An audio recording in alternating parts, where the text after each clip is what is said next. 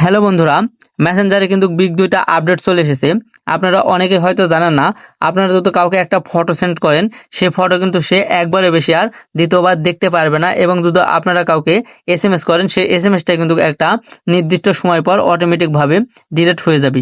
এই কাজগুলো কিন্তু আমাদের অনেক সময় প্রয়োজনে লাগে, সুতরাং কাজগুলো আমরা একসাথে মিলে সবাই শিখে আসি। তো আমি প্রথমে আমার ফোন থেকে মেসেঞ্জারটি ওপেন করে নিব আপনাদেরকে দেখানোর জন্য। এখান থেকে আমি রবিউল ইসলাম এই আইডিটাতে চলে আসলাম। এখন আমি একটা ফটো সেন্ড করব।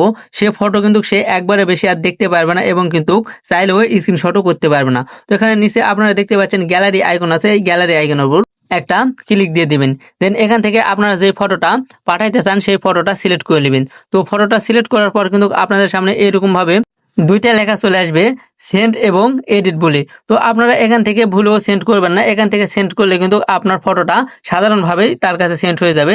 তো আপনারা এখান থেকে সিম্পলি এডিটের উপর ক্লিক করে দিবেন। এডিটের উপর ক্লিক করলে আপনার সামনে কিন্তু এরকম ইন্টারফেস ওপেন হবে। এখানে আপনারা দেখতে পাচ্ছেন কিপ ইন চ্যাট, এই লেখার উপর একটি টাচ করে দিবেন। কিপ ইন চ্যাটের উপর ক্লিক করে দিলে কিন্তু এখানে লেখাটা পরিবর্তন হয়ে ভিউ ওয়ান বলে লেখা চলে আসবে। তো আপনারা এখান থেকে অবশ্যই ভিউ ওয়ান এই লেখাটি সিলেক্ট করার পর এখান থেকে সেন্ড করে দিবেন।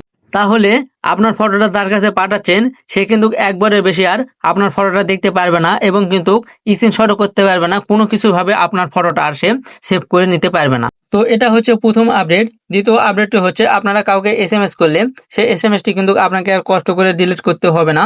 একটা নির্দিষ্ট সময় পর অটোমেটিকভাবে ডিলিট হয়ে যাবে। তো এই কাজটি করার জন্য আপনারা কি করবেন, যাকে এসএমএস করার পর যার আইডি থেকে এসএমএসটি অটোমেটিকভাবে ডিলিট করতে চান, আপনারা তার আইডিতে চলে আসবেন। দেন এখানে আপনারা কর্নারের দিকে এই আইকনের উপর একটি ক্লিক দিয়ে দিবেন। তো এই আইকনের উপর ক্লিক করার পর আপনারা একটু স্কেল ডাউন করে নিচের দিকে চলে আসবেন।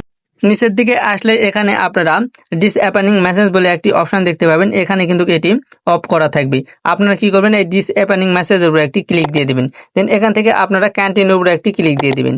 ক্যান্টিনের উপর ক্লিক দিলে এখান থেকে আপনারা কি করবেন, 24 আওয়ার এটি সিলেক্ট করে দিবেন। দেন এখন আপনারা এখান থেকে ব্যাক করে চলে আসবেন। তো আপনারা দেখতে পাচ্ছেন এই ডিসঅ্যাপেনিং মেসেজটা কিন্তু এখন অন হয়ে গেছে।